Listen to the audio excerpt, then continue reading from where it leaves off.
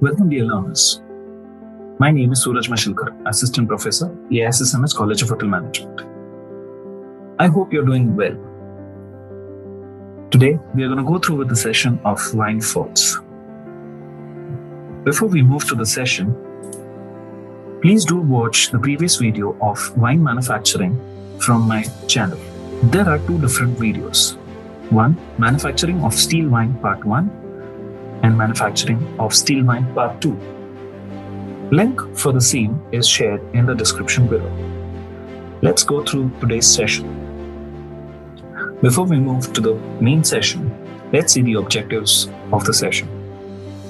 The objectives are to understand the meaning of wine faults, to understand how to detect the wine fault, to list various wine faults, and to understand the various wine faults in depth. Let's start with the first point, which is wine faults and introduction. What exactly wine faults are? A wine fault or a defect is an unpleasant characteristic of a wine, often resulting from poor winemaking practices or storage conditions and leading to wine spoilage. There are many causes for the perception in wine faults, including poor hygiene at the winery, excessive or insufficient exposure of the wine to oxygen, excessive or insufficient exposure of wine to sulfur, overextended maceration of the wine, either pre or post fermentation, faulty fining, filtering and stabilization of the wine, the use of dirty oak barrels, overextended barrel aging, and the use of poor quality cork. Outside of the winery, other factors within the control of the retailer or end user of the wine can contribute to the perception of flaws in the wine.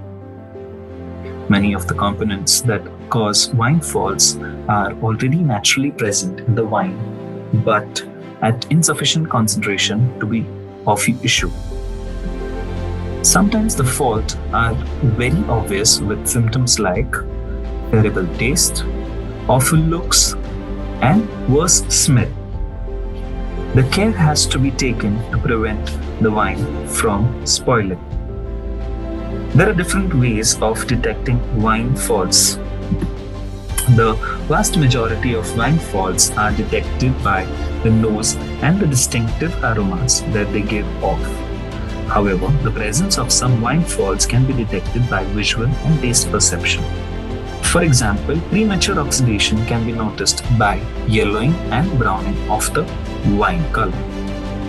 The sign of gas bubbles in wines that are not meant to be sparkling can be a sign of re-fermentation or malolactic fermentation happening in the bottle.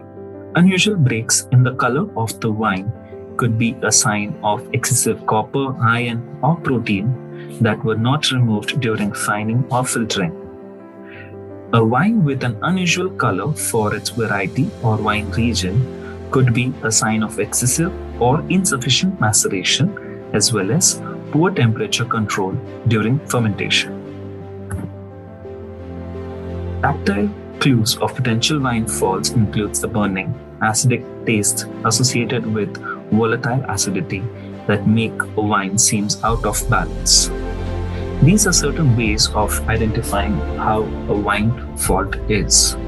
These wine faults can be detected either by visually or through aroma or through taste. Let's see the various wine faults in the wines. Following are the wine faults listed. The first one is cork to wine. Second is oxidation of wine. Third is excess use of sulfur. Fourth is motherization. Fifth is tartar flakes. Sixth is formation of crystals. Seventh is cloudiness. Eighth is secondary fermentation. Ninth is foreign materials and sediments. 10th is whooping cork. Let's go ahead with these 10 particular wine faults in brief. Let's begin with the first, corked wine. Common wine fault is for wine to be corked, which means it has been contaminated with cork tint. Cork tint occurs when corks are contaminated with TCA, a chemical compound which is formed when certain fungi in the cork reacts with a specific type of chloride used to clean the cork.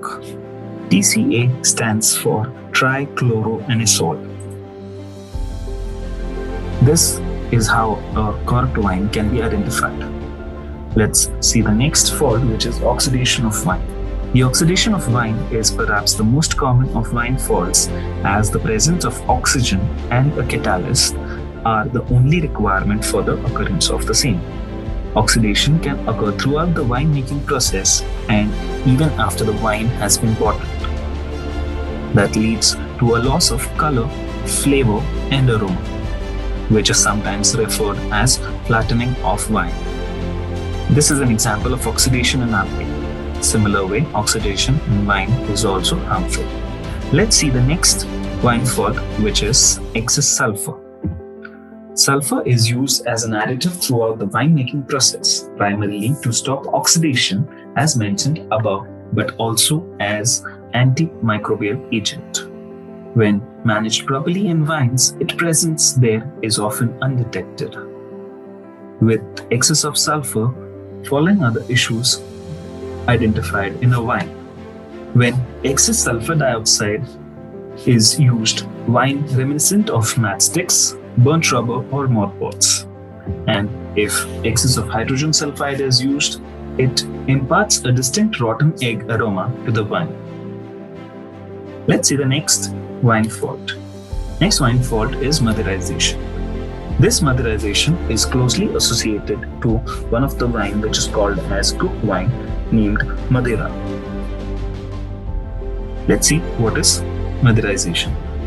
The ideal storage temperature of wine is generally accepted to 13 degrees Celsius. When wines that are stored at temperature greatly higher than this will experience an increased aging rate, which will result in unwanted cooking of the wine. This may result in Motherization of wine. Heat-damaged wine often become oxidized and red wines may take on a brick color. If received bottle is cold, but when opened, if you get stewed fruit, pruny smell, then you know the wine has become motherized. Motherized wine or Motherization of wine is also termed as heat-damaged wines or overcooked wines. Let's have a look at the next wine fault, which is tartar flakes and formation of crystals. Tartar crystals are bits of potassium bitartrate or calcium bitartrate that have fallen out of solutions in the wine. They're more common in white wine and usually happen when wine has become refrigerated for a longer time. Potassium and tartaric acids are two natural components of grape juice. To avoid this crystal formation or tartar flakes formation, cold stabilization is often done in white wines to remove any excessive potassium bitartrate, which is a natural substance found on the grapes, also known as cream of tartar. The next wine fault is cloudiness. Cloudiness usually indicates the growth of yeast or bacteria. This may be caused by bad winemaking extremes in storage temperature, excess protein, contact with metal or bacterial actions, or an unwanted continuation of fermentation. It is likely the wine will be unpleasant, although harmless to drink. There's an image which shows what a cloudiness in wine is. The wine in the glass on the right is the clear, clean wine, whereas the wine which is on the left is an example of cloudiness of wine. The next wine fault is secondary fermentation, sometimes also known as re-fermentation. It's caused by yeast re-fermenting the residual sugar present within bottled wine. It occurs when sweet wines are bottled in non-sterile conditions, allowing the presence of microorganisms. The main issue associated with the wine includes turbidity from yeast biomass production, excess ethanol production may violate labeling laws, slight carbonation, and some coarse odors. This is one of the common fault in wines to have some foreign material or sediment present. The fault is caused due to improper winemaking methods or carelessness during the bottling procedures. It is a fault that can be solved by a process called decanting. This is one of the faults which is readily observed in wines which are old wines, the wines which are kept for a longer period of aging, untouched and moved. The lees particles which were not filtered during the filtration process, the minutest particles, start coagulating and forming into a larger sediments which are undesirable to be served. There's an example of sediments that are present in wine. These sediments may not be desirable to be served in a glass. Hence, before serving the wine which is having foreign material and sediments may be decanted prior hand. Let's have a look at the next wine fault. Next wine fault is whipping cork.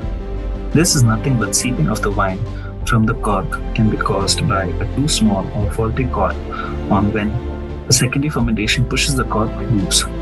A couple of drops of wine leaking could be the sign of a faulty cork or a clue that the wine had been exposed to high temperature, causing the wine to press past the cork. In either scenarios, the wine might be totally fine. It might be unpleasant or it could be somewhere in between. This sometimes may result in unnecessary drying of cork and breaking it eventually while opening. An example of how a cork can break while opening. Thank you so much. Please like and subscribe the channel. Also attempt the small quiz related to the topic through the link provided in the description of the video. References, data credits, and photo credits. Thank you.